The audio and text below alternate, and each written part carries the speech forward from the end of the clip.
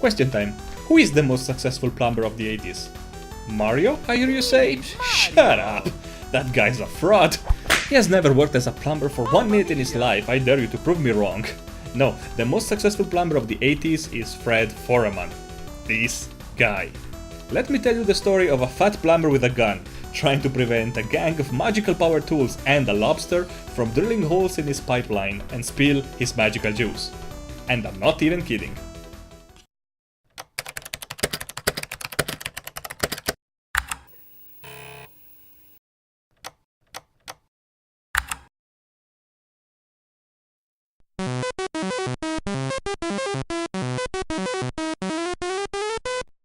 So, where were we? Oh right, the game. Super Pipeline 2, an acid trip of a game developed by Taskset in 1985 for the Commodore 64, the Sinclair Spectrum and the Amstrad CPC. What an experience! I'm glad I have YouTube, and at least I can show you this game, because if I had to describe it to you using only words, you would probably think I ate a pack of expired brownies. So, let's start with the basics. Super Pipeline 2 is a colorful arcade game developed for home computers, and today we will be looking at the Commodore 64 version, which is the one I remember playing as a child. Lots of fond memories there, I really loved this game as a child.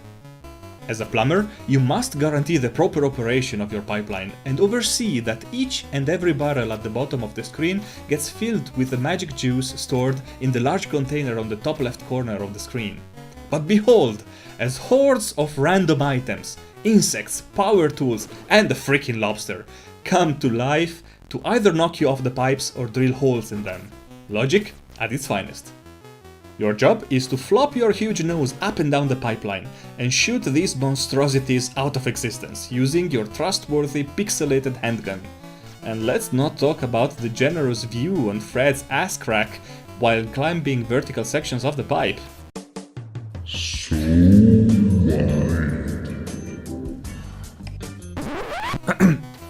Man, this guy should exercise more. Let's talk about the enemies, because here is where the game puts the crazy in craziness. You battle all sorts of items, from common household stuff, to statues, to insects, to power tools, to severed hands swinging hammers like a zombie apocalypse just broke out at the DIY store. And then there's the lobster. The lobster. Yes, the most dangerous enemy of this game is actually a freaking lobster. This crustacean will chase you down the pipe faster than other enemies, and you will see it will prove to be completely invincible when shot from the front. What a douche. I don't know, maybe Tony Stark gave it iron claws, but the fact remains that this horrible beast will be the cause of your demise over and over and over again. And losing a life is actually easy. In pure arcade style, a single touch from any enemy will knock you off the pipe and slam you on the floor with a comically exaggerated earthquake effect. As said, this guy should definitely exercise a little bit more. And being knocked off the pipe... knocked off the pipe actually sounds like an intervention for a drug addict. Anyway, being knocked off the pipe is not the only way to lose. Remember when I told you about the power tools? Well, the life goal of those things is to damage your pipes, spilling the magic juice all over the place and preventing you from filling your barrels. And this is unacceptable. But hey, you're a plumber for pipe's sake. So, go physically grab one of your brain-dead helpers and take him to the leak, and he will promptly fix it.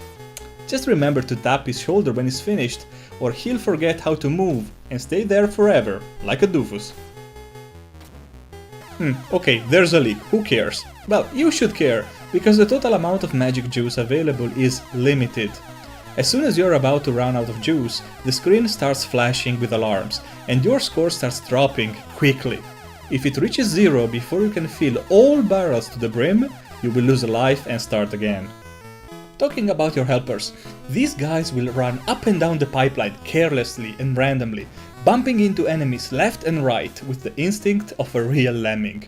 It is up to you to reach them and show them that there is more in life than blindly offering one's life for the sake of the pipe.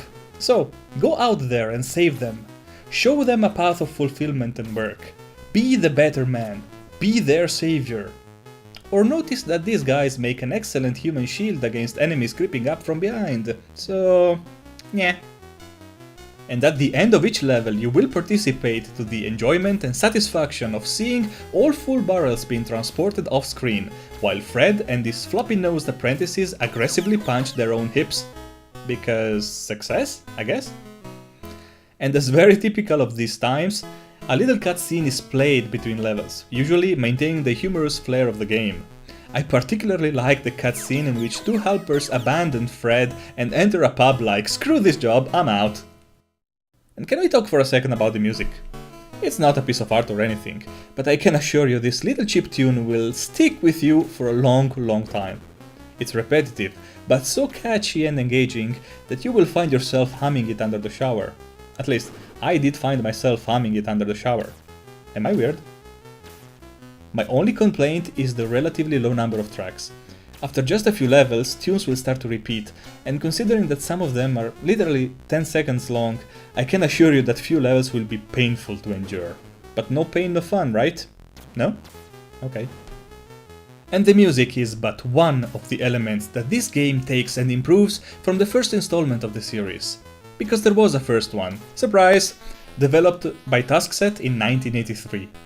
This first Super Pipeline had most of the elements I came to love in the second game. A fat plumber running up and down a pipeline, enemies interrupting the flow of juice, helpers to fix the pipes, insects, and of course, the douche lobster.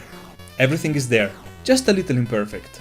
The first game is innovative, fresh, and you can really see the studio needed this intermediate step to develop the more polished graphics and gameplay that made the second game a beloved item in my collection.